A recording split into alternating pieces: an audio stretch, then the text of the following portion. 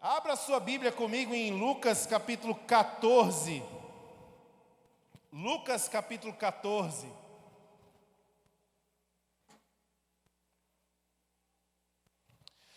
Nós vamos ler um versículo da palavra de Deus hoje. Lucas capítulo 14. E o versículo é o 26.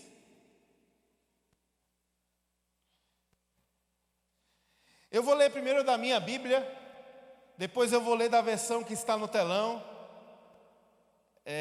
Lucas 14, 26. A minha Bíblia é uma tradução NVI, Nova Versão Internacional. E na minha Bíblia, esse versículo está escrito assim: se alguém vem a mim e ama o seu pai, sua mãe, sua mulher, seus filhos, seus irmãos e irmãs, e até a sua própria vida, mais do que a mim, não pode ser o meu discípulo. Na minha Bíblia então está assim: se alguém ama mais. Numa outra versão, nós estamos lendo esse texto dizendo: se alguém vier a mim e não aborrecer seu pai, mãe, mulher e filhos, irmãos e irmãs, e ainda também a sua própria vida, não pode ser meu discípulo. Procurando o original dessa palavra, eu encontrei no original grego a palavra mais correta para esse texto. Não seria nem amar mais, não seria nem aborrecer.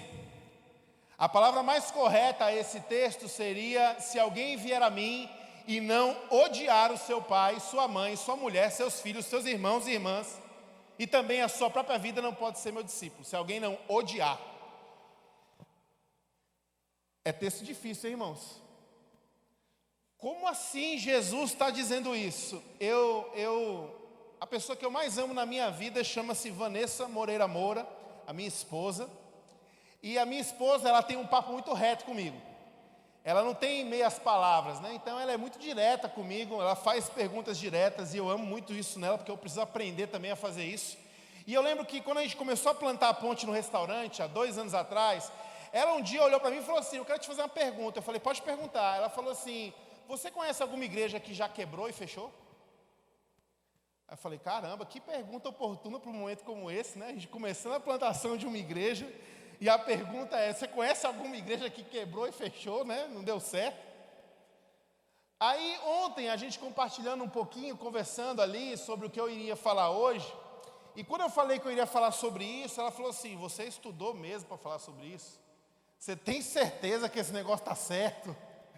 Né? Irmãos, se você for pesquisar a fundo, você vai perceber que Jesus, quando disse isso no original do grego, a palavra aqui não é aborrecer, a palavra é sim odiar. É a mesma palavra que Jesus diz que em Mateus capítulo 5, ele diz: olha, é muito fácil você amar os seus amigos e odiar os seus inimigos. Eu, porém, vos digo que vocês têm que amar os seus inimigos. Então, a palavra aqui é ódio, é odiar. É a mesma palavra também que Jesus usa para dizer que eu e você seríamos perseguidos no mundo, porque o mundo iria nos odiar. Então, quando nós lemos esse versículo, Jesus está dizendo exatamente isso: se alguém vier a mim e não odiar seu pai, sua mãe, sua mulher, parará. E aí nós nos pegamos nesse conflito agora.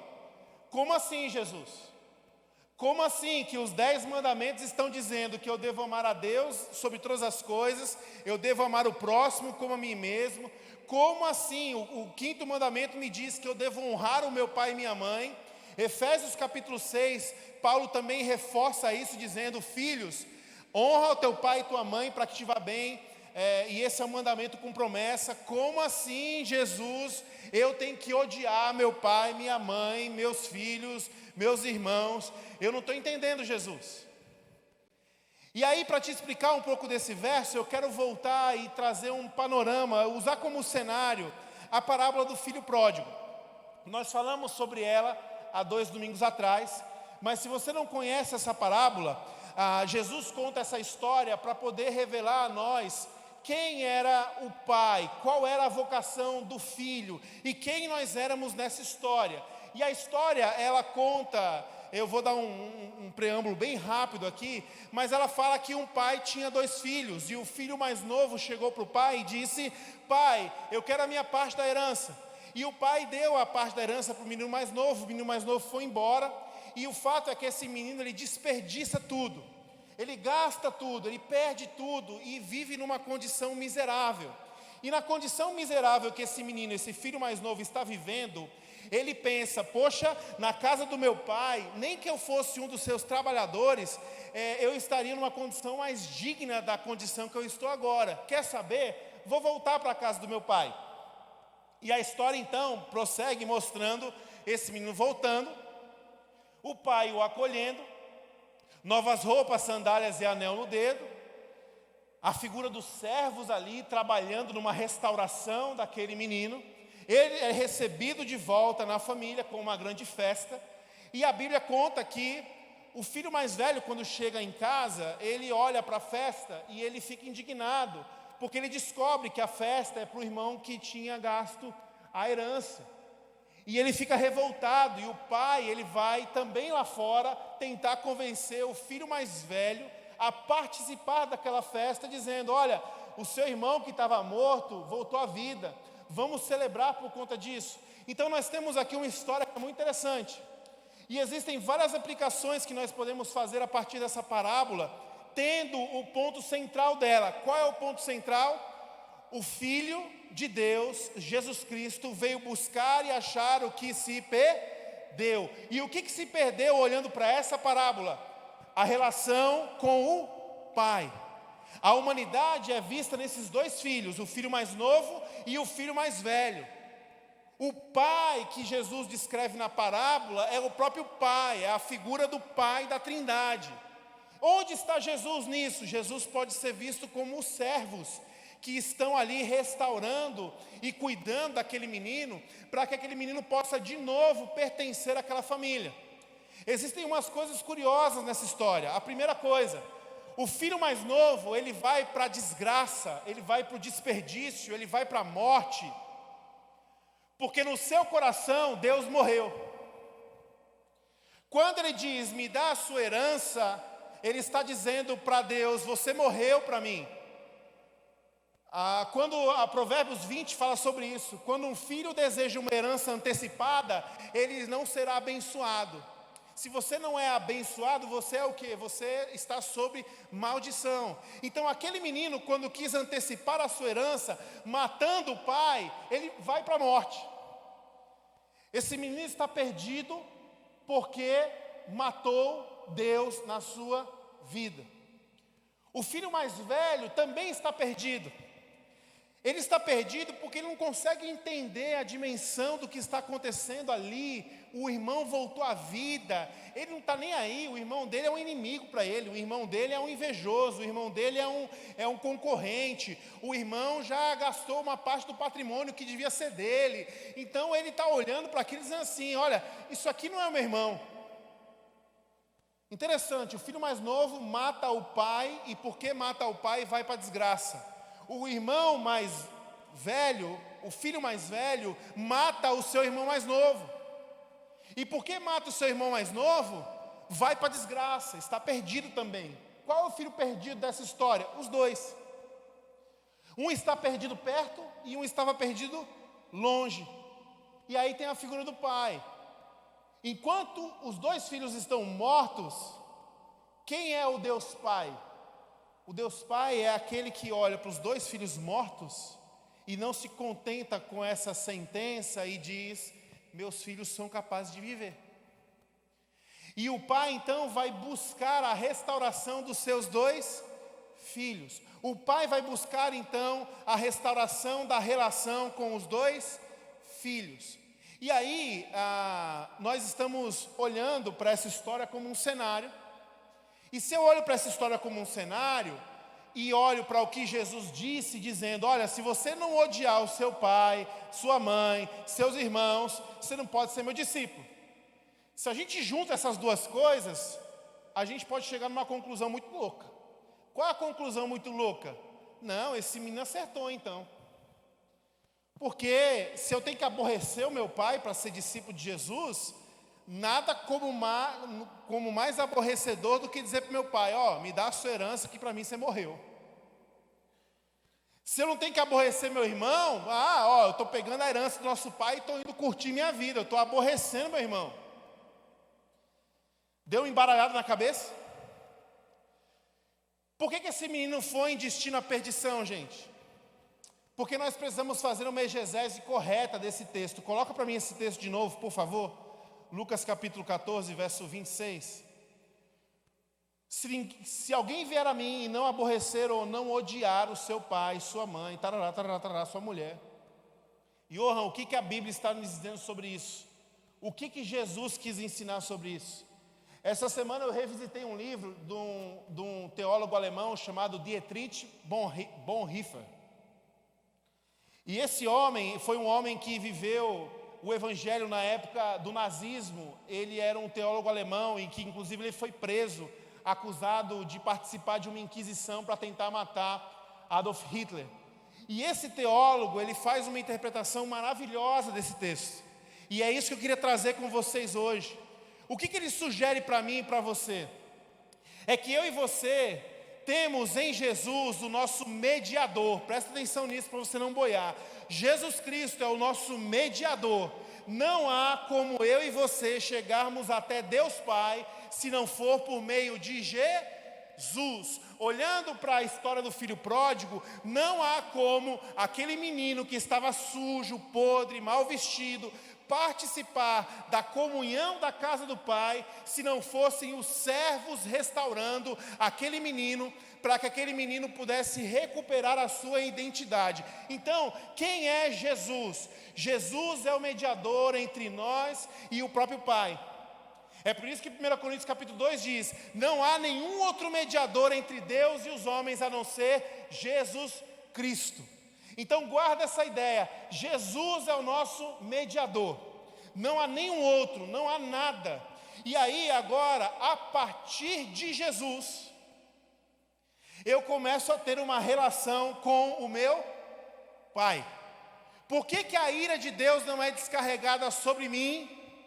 Porque a Bíblia diz que na cruz do Calvário, Jesus tomou sobre ele toda a dívida, toda a escrita de dívida. A Bíblia diz que Jesus se tornou maldito no madeiro. O que acontece na cruz do Calvário? Um processo de expiação, onde Jesus toma o meu pecado e o seu pecado, e Jesus se torna alvo da ira de Deus. E agora nós não temos mais um Deus irado. Por quê? Porque a ira de Deus e a nossa dívida foram expiadas na cruz do Calvário. Agora Deus está olhando para nós com graça, amor e misericórdia, porque Ele está olhando para nós através de um mediador. Quem é esse mediador? Cristo Jesus. Então Deus olha para mim e para você e nos enxerga através de um mediador. Sem um mediador, nós éramos merecedores de quê, gente? Nós éramos merecedores da ira de Deus. Nós éramos merecedores do ódio de Deus. Mas porque há um mediador, na minha relação com o Pai não há mais ódio.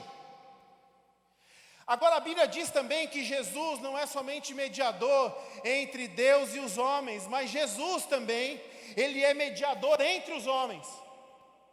É por isso que Efésios, o apóstolo Paulo diz o quê?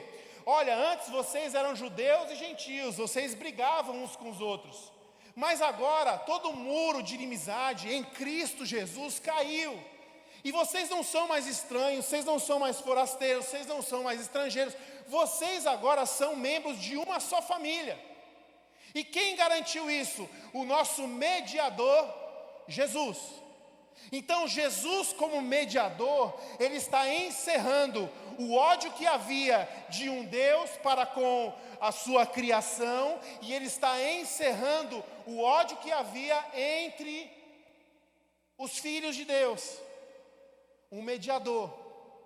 Então, Johan, o que a Bíblia está dizendo? O que Jesus disse quando Ele disse para mim que eu tenho que aborrecer e odiar as pessoas?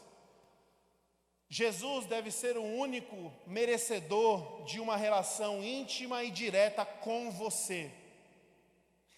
As relações que vêm depois de Jesus precisam ser mediadas por Ele. Então presta atenção nisso. O que Jesus está ensinando é que eu e você, uma vez que temos um mediador, um salvador, nós não devemos e nós não podemos mais nos relacionar com ninguém diretamente. Porque se eu e você nos relacionarmos com alguém diretamente, sem considerar entre nós que há Cristo como um mediador, o resultado de uma relação direta pode ser morte, pode ser raiva, pode ser ódio, pode ser ira. Então, o que nós estamos aprendendo a partir de Lucas capítulo 14? Nós estamos aprendendo que, para seguir Jesus, entendendo que Jesus é o nosso Senhor e Salvador e nosso único mediador entre Deus e os homens, e entre os homens, nós precisamos odiar, nós precisamos ter repulsa, nós precisamos aborrecer qualquer tipo de relação da qual Cristo não está mediando. Você está entendendo o que eu estou dizendo? Cristo precisa ser o mediador de todas as nossas relações, e nós, como crentes em Cristo Jesus, precisamos nos aborrecer e precisamos odiar qualquer tipo de relação sem que Jesus seja o mediador. E a partir disso, irmãos, mandamentos recíprocos fazem todo sentido. O que são mandamentos recíprocos? Ame uns aos outros, perdoe uns aos outros, sirva uns aos outros, suporte uns aos outros, cuide uns dos outros. Como é que eu vou conseguir fazer isso? É pela minha bondade, é pela minha ética, é pela minha capacidade, é pela minha moral? Não. Mandamentos recíprocos nos foram confiados, porque nós agora, uma vez que seguimos Jesus, teremos Cristo entre eu e o outro.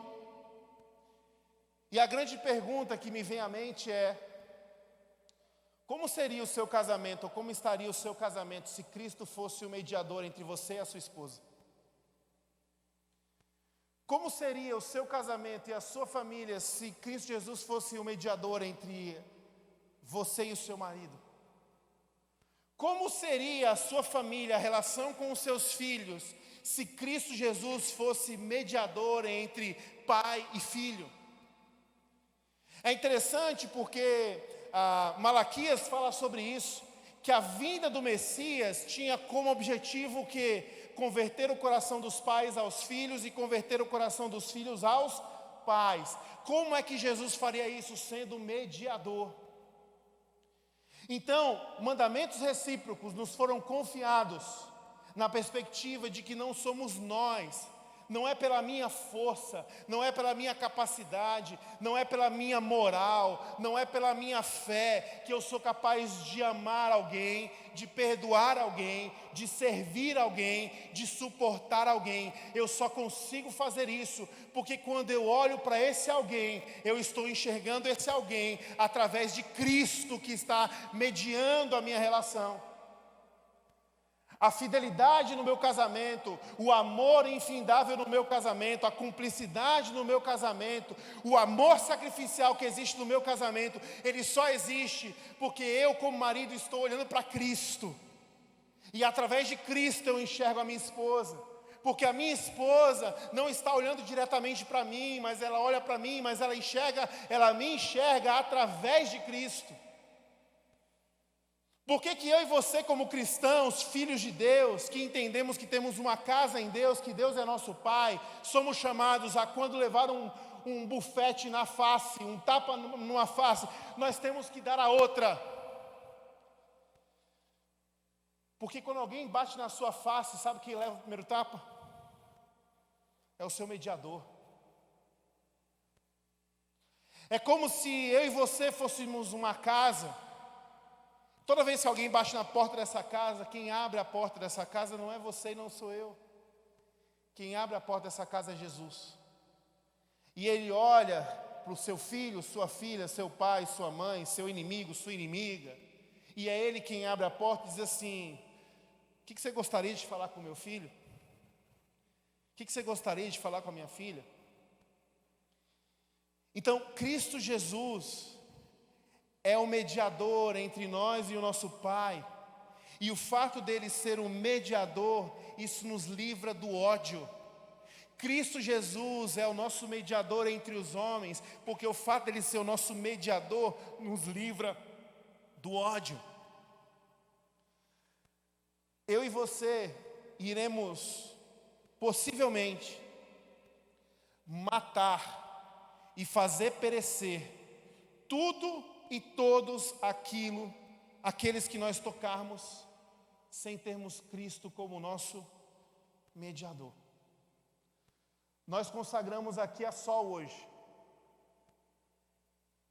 A experiência mais profunda que a Sol pode ter com Deus, na vida dela, a partir da sua casa, é quando, ao ser abraçada pelo pai ou pela mãe, quando ser servida pelo pai e pela mãe, quando ser cuidada pelo pai e pela mãe, quando ser encorajada pelo pai e pela mãe, ela possa discernir que ela está sendo encorajada pelo próprio Cristo, porque Cristo é mediador entre ela e o seu pai e sua mãe. Então eu volto a perguntar: como seria as nossas relações a partir da perspectiva de que nós olhássemos o mundo, olhássemos as pessoas, olhássemos a nossa família, a partir da luz de que nós temos entre eles um mediador? E o Dietrich faz ênfase a isso, olhando para o texto, dizendo: isso é tão crucial para mim e para a sua vida, essa quebra de idolatria, porque isso é muito interessante. Quando Jesus está dizendo, em outra passagem ele diz: se você quer voltar por causa do teu pai e da tua mãe, você não pode ser meu discípulo. As pessoas acham que isso é cruel de um ponto de vista, mas existe um outro entendimento interessante, que é o entendimento da idolatria, irmãos. Idolatria aqui não é só você se prostrar diante de uma imagem, de alguém que já morreu, de alguém que foi muito bonzinho. Idolatria é você entregar o governo da sua vida na mão de alguém que não é o seu Deus. Idolatria é uma mulher que ela se conforma ou se consola em estar numa relação completamente abusiva e violenta, e ela entrega a sua vida, a sua alma na mão do seu marido. Idolatria é um homem que às vezes tem uma mulher mais forte e tem medo da mulher e tem um jeito mais passivo, e ele começa a ser um homem omisso em casa porque ele não quer uma confusão, mas no fim ele entrega o seu coração e a sua alma ao controle da sua mulher. Idolatria são homens e mulheres que olham para os seus filhos e dizem assim: eu preciso mover o mundo para dar tudo o que o meu filho precisa, porque se eu não fizer isso eu vou morrer, se o meu filho me deixar eu vou morrer, se meu filho casar e for embora para outro país, eu não sei o que vai ser da minha vida. Isso é idolatria, irmãos. Isso é codependência emocional. Isso é você olhar para a vida do outro e dizer assim: está aqui a minha vida, me controla, reina sobre mim, impera sobre mim. E quando Cristo nos chama a caminhada com Ele, e Ele diz: olha, você tem que aprender a odiar essas relações diretas, porque primeiro, essas relações diretas, sem Cristo como mediador, no fim é desperdício. No fim, nós estamos vivendo como se Deus houvesse morrido. Porque numa relação direta, ou você vive com o outro como se ele fosse o seu Deus, ou você vive com o outro como se você fosse o Deus daquela pessoa. Então, sem Cristo como mediador, nós estamos vivendo como o filho mais novo, onde o pai morreu, Deus morreu. E a religião às vezes faz muito isso. Você sai da sua casa e seu filho está no carro com você e você, de Jesus não tem nada, mas aí você entra na igreja, despachou o menino na pontezinha, entrou aqui, agora eu vou buscar esse Jesus. Agora Jesus vai vir aqui. Agora eu vou dar um amém, eu vou dar um aleluia. Irmãos, não faz sentido.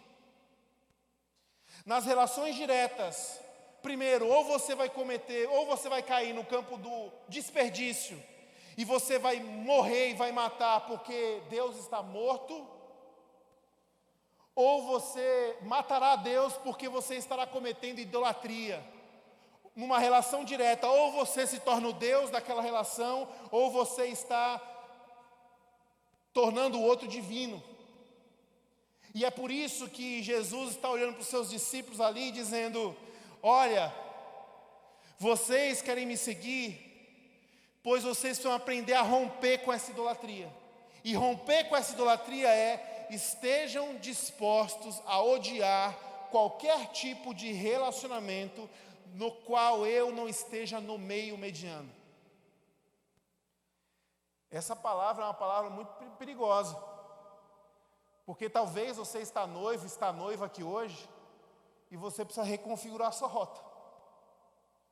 Porque se Jesus não está mediando a sua relação com a sua noiva ou com o seu noivo, você está no mesmo caminho do filho mais novo que, conforme caminha, desperdiça. Conforme caminha, se perde. Conforme caminha, morre. Essa palavra é uma palavra muito perigosa, porque hoje, se você não consegue olhar e dizer: eu não consigo ver Jesus mediando a minha relação com a minha filha. E talvez o seu filho possa dizer assim: eu consigo ver muito mal o Satanás. Especialmente quando eu quebro uma regra, e você me espanca, e você é rude comigo, não para me disciplinar, mas você está descarregando em mim a sua raiva. Talvez o mediador entre você e seu filho e sua filha é um tablet. É um bem material. E isso não seria nem considerado mediador, porque você não alcança o coração da sua filha e do seu filho através de um tablet, através de uma tela. Pelo contrário, você perde o coração do seu filho e da sua filha através de uma tela. Então, tablet, internet, bens materiais não são mediadores, são sufocadores da sua relação. Talvez seu filho tenha mais afeto por aquilo que ele vê numa tela do que por aquilo que ele experimenta numa casa, na relação com você. E se você está vivendo isso, meu irmão e minha irmã, eu preciso dizer para você com muito carinho e muito amor no coração, mas você está no caminho do filho mais novo. E a cada passo que você dá, você vai rumo ao desperdício. A cada passo que você dá, você se perde mais. A cada passo que você dá, você morre mais. Qual é a boa nova do Evangelho? É que da mesma forma que Jesus fez esse convite para os seus discípulos lá atrás, Ele continua fazendo esse convite ainda hoje. Cristo como meu e o seu mediador é esse entendimento que aqueles discípulos tiveram no caminho de Emaús. E o entendimento é que Cristo está vivo, e a consequência de que Cristo está vivo, Cristo agora quer viver em mim. Nós estamos falando de volta ao lar. E o primeiro passo que eu queria desafiar você a dar numa série como essa, não é um passo para frente, não é um passo para cima, não é um passo adiante. O primeiro passo que eu queria convidar você a dar nesse domingo, nessa manhã, é um passo para dentro de você. Você como uma casa, tem sido essa habitação de Deus? Você como uma casa, você tem esse entendimento que Jesus deveria morar em você? E aquilo que sai de você para qualquer outra pessoa deveria permear Jesus? O que sai dos teus lábios? Estão saindo diretamente para as pessoas? Ou está sendo mediado por Jesus? O que sai das tuas mãos está saindo diretamente para as pessoas ou está sendo mediado por Jesus?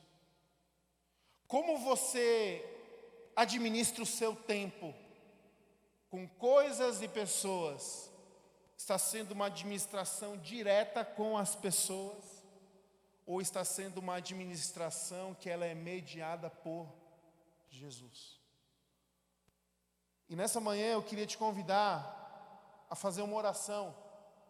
E a oração é essa oração dessa canção que nós cantamos aqui. Talvez hoje você está ouvindo essa palavra e o desafio do Espírito de Deus para você é: eu quero voltar para a essência da adoração. Eu quero voltar para casa. E voltar para casa não é você voltar para a casa de Deus, não é você voltar para a igreja. Eu quero voltar para casa no entendimento de que eu quero voltar a ser habitado pelo Espírito de Deus.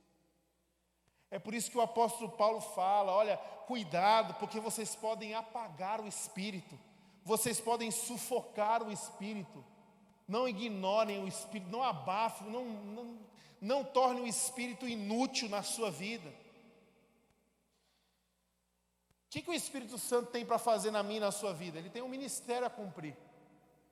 Qual é o ministério? Te convencer do pecado, do juízo da morte. Então, se hoje você está ouvindo essa palavra e algo está mexendo com você e você está dizendo: eu preciso mudar a rota, não é você que está ouvindo, não é o seu bom costume que está ouvindo, não é a sua consciência. O Espírito de Deus os convence do pecado, do juízo e da morte. Se você está considerando isso, meu irmão e minha irmã, considere que isso é a voz de Deus te chamando de volta para casa. Qual é o outro ministério desse Espírito Santo? É fazer com que eu e você possamos olhar para um livro que foi escrito há tanto tempo atrás, por pessoas que já morreram e que viviam num contexto totalmente diferente do nosso. Mas o Espírito de Deus ilumina o nosso entendimento. O Espírito de Deus nos dá convicção de que a palavra de Deus, ela é aplicável e é poderosa na minha vida. Então, se à luz dessa palavra, meu irmão, você precisa tomar alguma atitude, não resista ao Espírito de Deus. Porque não é por você, não é o que você precisa fazer, mas é Deus lhe conduzindo. E a terceira coisa do ministério do Espírito Santo: nos conformar, tirar de dentro de nós essa essência do Cristo que mora ou deve morar dentro da gente. E quando Ele mora dentro da gente, o que o Espírito Santo faz? Ele bota isso para fora. Não é à toa que o nome cristão, Pequeno Cristo, isso não foi um nome que os discípulos combinaram. Ei galera, como é que a gente vai se chamar aqui para essa turma aí? Vamos se chamar de cristãos? Vamos se chamar de pequenos cristos? A cidade de Antioquia, olhando para a vida dos discípulos de Jesus, começaram a dizer que eles eram pequenos cristos. Qual é a obra do ministério do Espírito? Trazer esse Cristo que mora em nós, trazer para fora. E as pessoas vão olhar para a minha vida e para a sua vida e vão ver Cristo. Talvez a maior herança que um pai e uma mãe pode receber através de um filho, que é a herança do Senhor, é esse filho dizer assim: mamãe, eu estou vendo Jesus em você. Papai, eu estou vendo Jesus em você. Talvez o maior orgulho que você pode ter como marido é ouvir da boca da sua esposa, não que você paga as contas, não que você é alguém respeitoso, não que você é alguém romântico. A maior coroa que o marido pode receber de uma esposa é: eu vejo Jesus na sua vida. A maior coroa, a maior joia que uma esposa pode receber do seu marido não é anel, não é brinco, não é cordão, não é pix, não é dinheiro na conta, não é carro novo, mas é o marido olhar e testificar: eu vejo Jesus em você. Então talvez essa manhã seja uma manhã para a gente voltar para a essência da adoração, sabe? talvez essa seja uma manhã da gente poder chorar na presença de Deus e dizer assim: Pai, me perdoa, porque eu tirei Jesus do meu casamento. Pai, me perdoa, porque eu tirei Jesus da relação com meu filho e minha filha. Pai, me perdoa, porque eu estou me submetendo a um namoro que Jesus não está nem no meio e está longe. Me perdoa. Pai, me perdoa, porque eu tenho andado por aí olhando para as pessoas e esquecendo que eu sou representante de Jesus, que eu tenho um mediador. Fecha os teus olhos, curva a sua cabeça, vamos orar.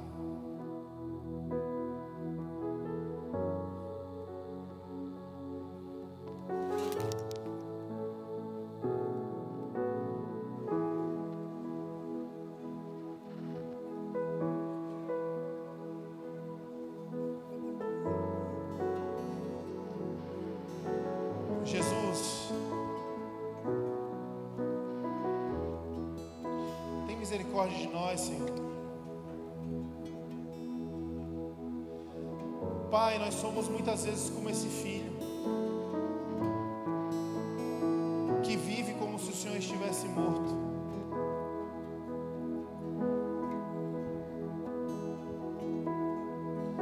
E como, por consequência,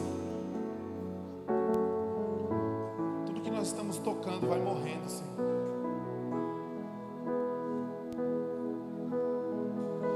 E talvez hoje nessa manhã seja tão difícil ouvir tudo isso, porque nós não conseguimos nem olhar para o estrago daquilo que nós já cometemos, já fizemos. Talvez existem pessoas aqui que vivem um contexto de família destroçada, acabada.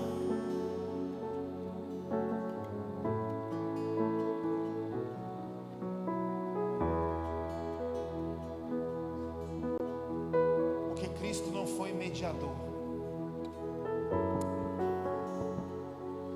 Talvez pessoas aqui estão vivendo matrimônios fadados à falência, mortos, acabados, de fachada.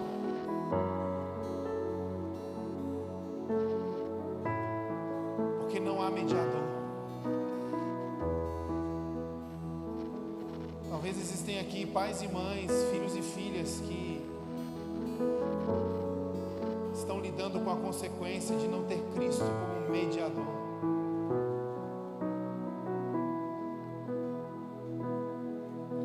E nessa manhã, com teus filhos, tuas filhas, Senhor, nós queremos voltar para casa. Nessa manhã nós queremos, uma vez que nos arrependemos, Senhor, nós queremos dizer mais uma vez: Pai, vem morar em nós. Senhor, faz de mim morada. Essa manhã nós queremos quebrar toda a idolatria, Senhor. Se existem pessoas sentadas no trono da nossa vida, hoje, esta manhã, é uma manhã de render o trono ao Senhor. Talvez estamos vivenciando, experimentando relações abusivas, codependência, colocando pessoas no lugar de Deus. Pai, nessa manhã nós estamos tomando uma decisão de destronar tudo e todos que não seja o Cristo do trono da nossa vida, Senhor. Nessa manhã nós queremos voltar à essência.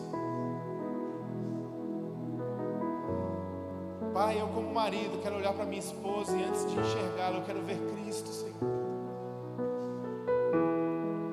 Senhor, que a minha esposa, quando olhar para mim antes de me enxergar, Pai, que ela veja Cristo. Que cada papai, cada mamãe que está aqui, Senhor, quando olhar para o seu filho e sua filha, antes de enxergá-los, que eles vejam Cristo.